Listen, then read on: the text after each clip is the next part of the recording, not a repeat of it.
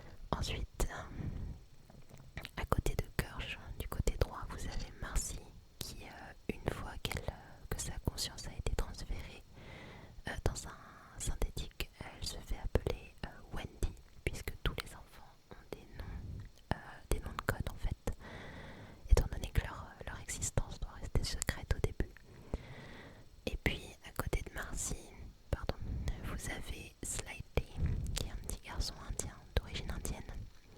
Et enfin tout au fond, je suis désolée, on va vraiment rien voir, mais c'est Smee, donc c'est un petit garçon. Il est vraiment trop mignon lui. D'ailleurs ça détonne un peu parce que son acteur qui joue, enfin il est très doué, pardon, il est très doué pour jouer un enfant dans un corps d'adulte, mais c'est vrai que c'est très perturbant au début parce que les acteurs du coup jouent vraiment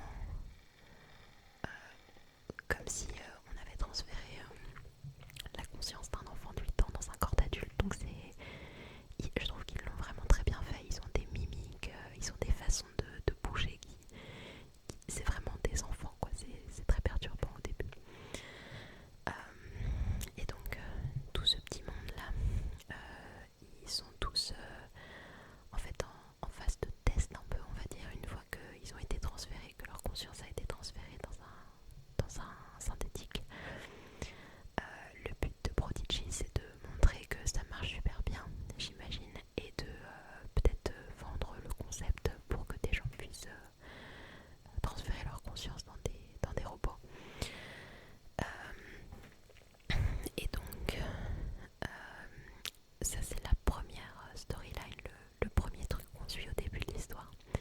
Le deuxième, c'est en lien avec l'image qui se trouve ici. Donc ce monsieur qui s'appelle Moro.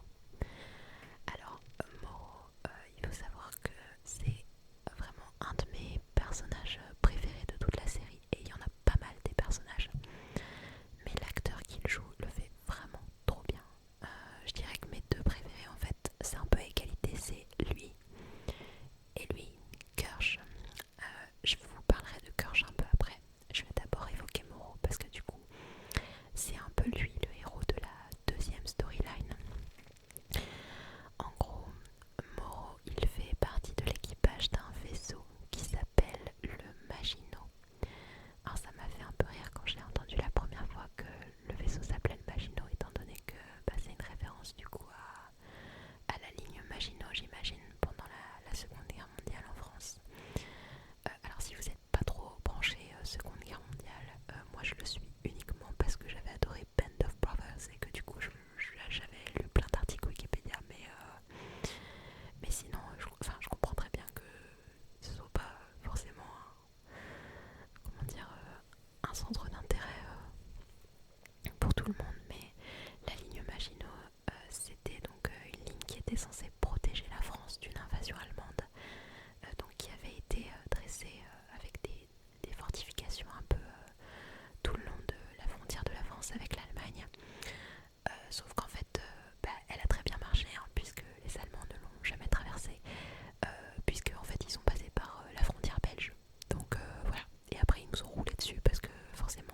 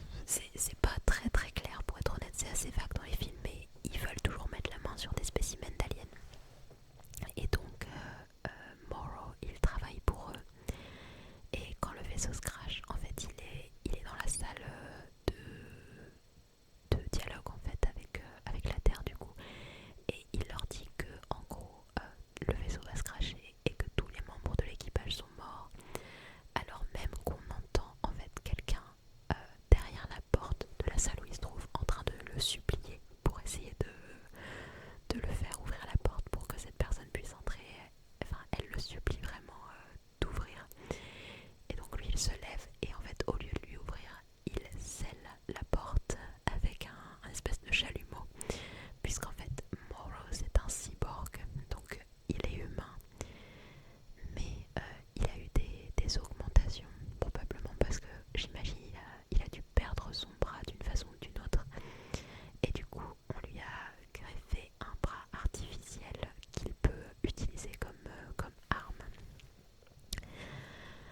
Donc voilà, et donc on commence comme ça, donc on le voit se barricader dans la salle, et puis se cacher ensuite dans un espèce de cocon de sécurité qui est prévu en cas de crash, alors que en fait la personne qui essayait de rentrer avec lui, qui le suppliait pour la laisser entrer, se fait massacrer par un xénomorphe qui était en liberté dans le vaisseau. Voilà. Et donc ensuite, on n'en sait pas plus au premier épisode. Il y a un épisode de la série qui est consacré à expliquer qu'est-ce qui s'est passé en fait avant ça. C'est l'épisode 5, mais du coup je ne vous le spoilerai pas. Je vous laisserai regarder par vous-même si ça vous intéresse. Et du coup donc le vaisseau se crache. Et comme vous pouvez l'imaginer, donc c'est un vaisseau immense qui se crache en plein milieu d'une grande ville. Et donc ça fait un paquet de destruction massive, on va dire. Et donc le vaisseau se crache en plein milieu d'un complexe d'immeubles. Donc il y a des équipes d'intervention qui sont envoyées sur place pour essayer de voir s'il y a des gens qui ont besoin d'aide. Forcément il va y avoir des morts, des blessés vu que le vaisseau s'est crashé sur un immeuble. Et du coup c'est là que les deux histoires se rejoignent un peu, puisque du coup le personnage qui se trouve ici va être envoyé sur les lieux. En fait, ce personnage, il s'appelle Joe et c'est le frère de Marcy. Il faudra que je vous dise un truc aussi sur les hybrides un peu plus tard. Donc Joe, en fait, il fait partie d'une équipe de mercenaires entre guillemets qui est employée par Prodigy. Et lui, c'est le médic de la bande, donc c'est le médecin en chef quoi. Et donc lui il accompagne son équipe pour essayer de voir s'il peut pas aider d'éventuels survivants. Sauf que dans le vaisseau, je vous rappelle, il y avait un xénomorphe en liberté et d'autres spécimens aliens qui ont réussi à s'échapper du coup pendant le crash. Donc forcément, les gens qui viennent aider les équipes d'intervention vont être confrontés à des aliens en liberté, donc forcément il va leur arriver des bricoles. Et en même temps, du coup, Marcy, qui maintenant se fait appeler Wendy, il y a toute une métaphore autour de Peter Pan dont je vous parlerai un peu après. Elle demande à Boy Cavalier de pouvoir aller aider son frère parce qu'elle a vu qu'il était là-bas et elle a peur qu'il lui arrive quelque chose. Et lui, il accepte. Et du coup, comme vous le voyez là, c'est une capture d'écran du premier ou du deuxième épisode.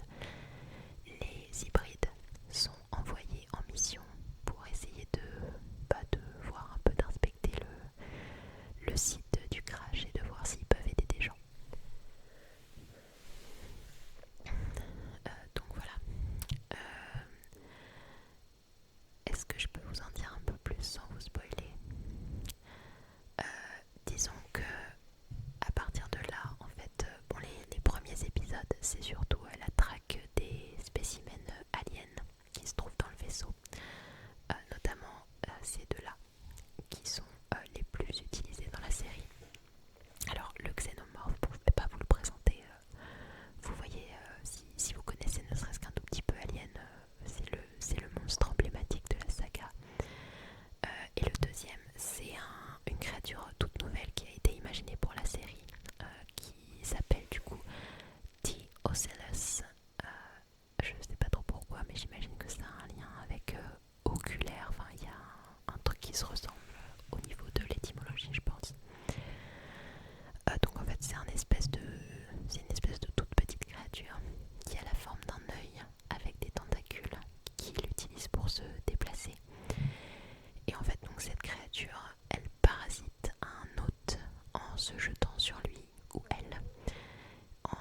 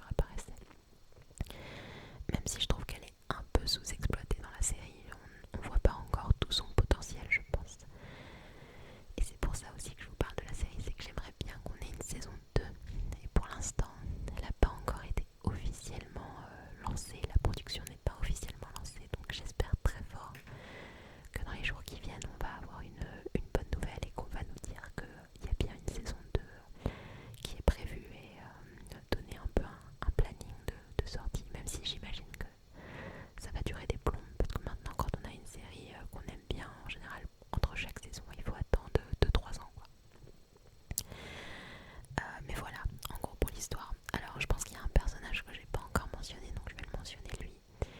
Et puis après, je vous expliquerai juste le dernier truc que je vous ai dit sur la métaphore de Peter Pan, parce que je pense que je ne l'ai pas encore évoqué. Donc ce personnage-là, c'est Kirsch, et je vous ai dit tout à l'heure qu'avec Morrow, c'était mon personnage préféré. Et je pense que c'est en grande partie dû à l'acteur qui le joue. Donc l'acteur qui joue Kirsch s'appelle Timothy Olyphant. Et alors personnellement je l'avais vu que dans un truc avant, c'était le Santa Clarita Diet, qui est une série comique que je trouvais super drôle et qui avait un humour très noir du coup. Et Timothy Olyphant il jouait trop bien, le mec qui sort des énormités, enfin il est très très drôle. Et dans cette série ça fait hyper bizarre du coup parce qu'en fait il joue un être synthétique quoi, un robot. Et ça l'empêche pas d'avoir des mimiques et des réactions, comment dire, uniques. Mais c'est vrai que c'est un personnage beaucoup plus neutre, un peu dans la retenue, etc. Et on se demande toujours un peu ce qu'il pense. Donc c'est super intéressant de le suivre et de voir un peu comment il évolue à travers la série. Mais c'est pareil, je trouve que je reste un peu sur ma faim, mais je pense que c'est surtout dû à la longueur de la série, parce qu'elle a eu que 8 épisodes, et 8 épisodes de 45 minutes, bon, ça peut paraître long forcément si on les regarde en une fois, mais pour développer autant de personnages et d'intrigues, c'est pas si long que ça en fait. Donc j'espère vraiment, je croise les doigts pour qu'on ait une saison 2. Donc voilà, c'était le dernier personnage, il me semble que je n'avais pas présenté. Et du coup, je vais vous parler d'une dernière chose, c'est la métaphore un peu filée au travers de toute la série sur Peter Pan. Alors, me demandez pas pourquoi, mais le réalisateur de la série et les scénaristes, j'imagine, ont décidé de donner des noms qui évoquent un peu Peter Pan à plein de personnages. Et on sent qu'il y a plein de personnages qui sont inspirés de l'histoire de Peter Pan. Donc notamment Boy Cavalier, qui, alors il a un nom un peu bizarre, même en anglais, quelqu'un qui s'appelle Boy, c'est bizarre. Mais en gros on comprend que c'est un peu lui-même qui s'est donné ce nom. Et Boy, c'est comme ça que Wendy appelle Peter dans le roman de J.M. Barrie. Du coup elle dit souvent Boy, et du coup on imagine que c'est parce que lui il essaie de représenter la figure de Peter Pan. D'ailleurs il lit souvent l'histoire de Peter Pan aux hybrides le soir, quand ils vont se recharger entre guillemets. Ensuite donc Marcy, la petite sœur de Joe, qui est la première à avoir été transférée dans un être synthétique, elle se fait appeler Wendy, donc parce que c'est la première, du coup c'est un peu la grande sœur du groupe. Et ça montre aussi son statut un peu particulier, puisque elle ne fait pas partie des enfants perdus, contrairement à tous les autres hybrides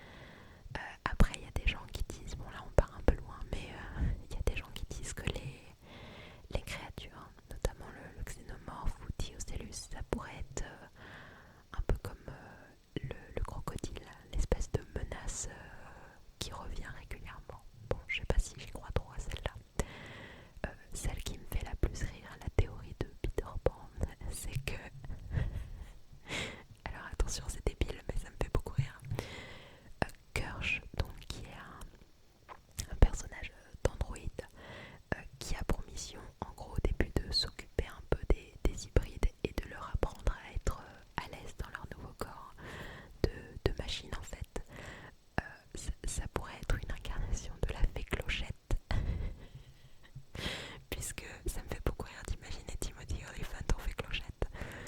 Mais parce qu'en fait, Clochette, dans le dessin animé, elle est jalouse un peu de Wendy et des enfants perdus. En fait, elle voudrait avoir Peter juste pour elle. Et Kirsch, c'est un androïde, donc c'est un synthétique, ce qui à l'époque de Alien Earth est un peu old news, quoi. Il est un peu has-been, entre guillemets, puisqu'ils sont en train de développer des nouvelles technologies. Et du coup, il y a une théorie qui voudrait que voilà, c'est la fée Clochette parce qu'il est jaloux de ces nouvelles créatures créées par Boy Cavalier et qui du coup prennent toute l'attention de Boy Cavalier, alors que lui, qui est juste un ancien modèle de robot, il est un peu mis de côté, quoi. Voilà, bon, j'adore ce côté interprétation, même si je trouve que la métaphore de Peter Pan est pas très très subtile. C'est vraiment enfin, on vous martèle un peu le crâne avec tout le long de la série, mais ça va, je trouve pas non plus que c'est insupportable. Et puis je trouve ça assez rigolo du coup de faire des tentatives pour deviner qui est qui. C'est assez drôle. Un truc qui a été reproché à cette série par contre, c'est le fait que en fait les créatures, notamment le xénomorphe qui d'habitude est la star incontestable des films aliens, bah là il est un peu plus en retrait. Du coup finalement on le voit, mais on le voit assez peu, et surtout on le voit pas du tout comme on le voit d'habitude dans les films aliens. C'est-à-dire que en général c'est vraiment une figure du monstre ultime, quoi, de la machine à tuer qui se cache dans l'ombre et qui attend juste le bon moment pour tuer les personnages un par un. Et là il est beaucoup plus utilisé comme un ressort scénaristique en fait, et pour faire avancer l'histoire des hybrides notamment. Et du coup je sais pas comment expliquer, on sent que c'est pas le cœur de la série, c'est pas les xénomorphes, c'est plus